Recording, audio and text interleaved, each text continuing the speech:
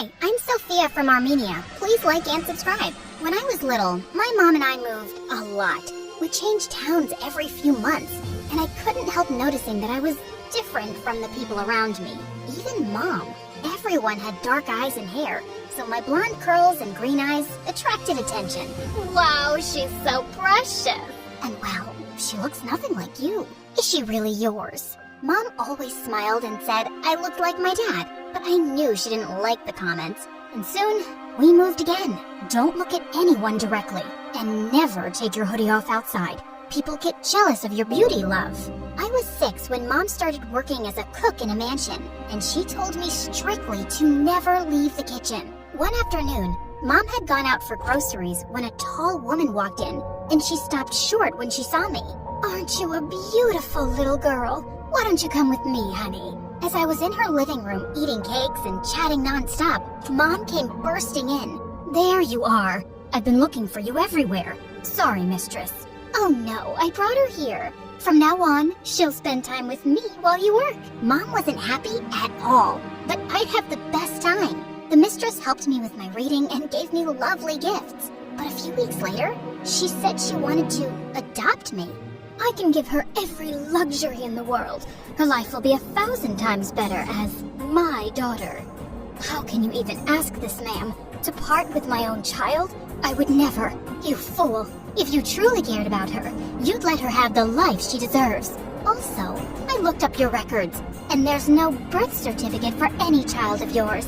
Leave her with me, and we can keep all our little secrets. She reached out for my hand, but I grabbed hers and bit it hard. She screamed as Mom and I ran. Pack your things, quickly, hurry. And so we left, but this time, we kept traveling till we reached some docks late at night. We're leaving for the US, darling. We'll never know any peace here. Someone Mom knew helped us sneak onto a cargo ship, and we left to start a new life in New York. We spent the first few months in a homeless shelter, but Mom found a job at a restaurant soon, and we could afford a small place. Mom even let me join the public school after changing my name. When I asked why, she said it was for my own good, and I didn't ask anymore. Even though I didn't really stand out here, people still admired my looks. In 5th grade, my friend Melissa, who participated in beauty pageants, told me to try out too. The prize money was good, so I begged Mom to let me join. And I soon became a pageant queen, and modeling offers started pouring in. By the time I was in high school, I'd done my first national ad for a shampoo, and my face was on a billboard. One morning in 10th grade, I walked into the school hallway to see some kids gathered around a boy. He turned his face, and I caught my breath. He was beautiful. He threw his head back and laughed at something, and it was the most captivating sound in the world. Suddenly, our eyes met, and I realized I'd been staring at him like a moron. But I had to find out who he was. I walked into class to find all the girls talking about this handsome new stranger. Just then, we heard a loud groan. Ugh, jeez. I'll tell you who he is if you give me $20 each. And for $50, I'll introduce you gals to him. He's my brother. The new boy introduced himself as Derek and said his brother Adrian was our senior. Just then the teacher walked in and everyone flew to their seats. I caught Derek looking at me and he smiled. He was cute, but his brother was a Greek god. One day, I had to reach a modeling audition after school, and as I quickly crossed the road, my heel got stuck in a pothole. As I struggled to set it loose, I looked up to see a motorcyclist charging straight at me.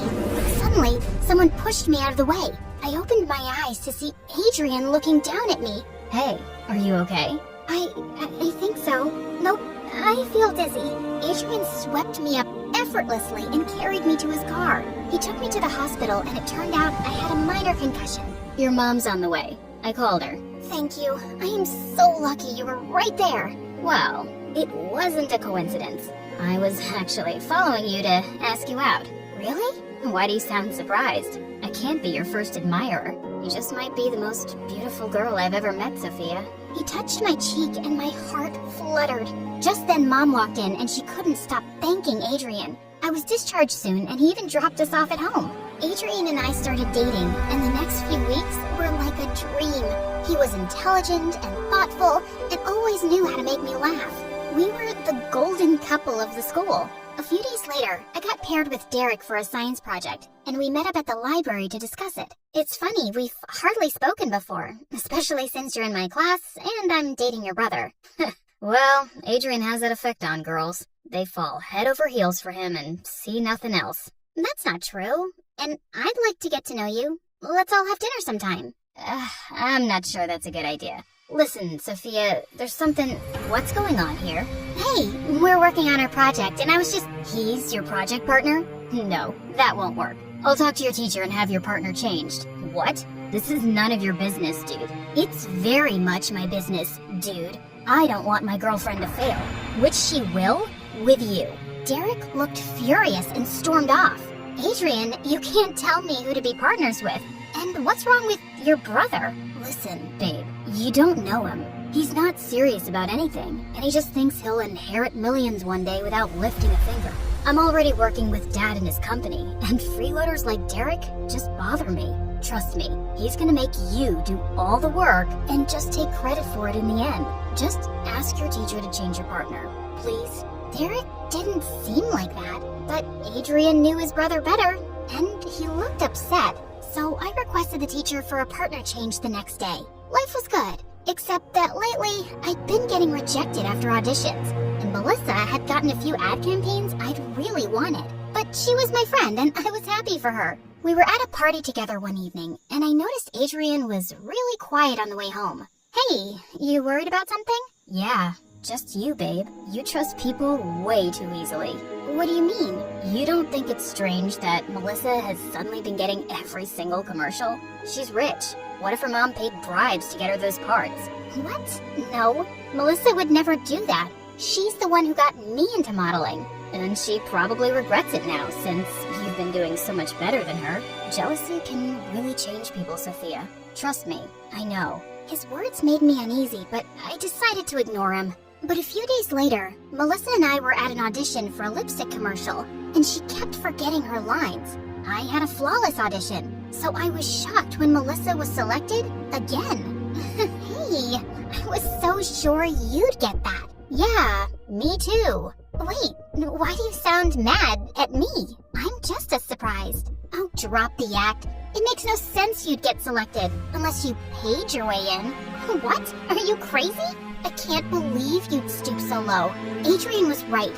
He said this about me? Sophia, you've known me since we were kids. Why are you letting this guy? He's my boyfriend, and he's clearly less naive than I am. Melissa and my other friends stopped talking to me after that, and it just made me angrier that they all took her side. Thank God I had Adrian. Soon it was our 2-month anniversary, and Adrian wanted to celebrate in style by taking me out on a date to a classy French restaurant.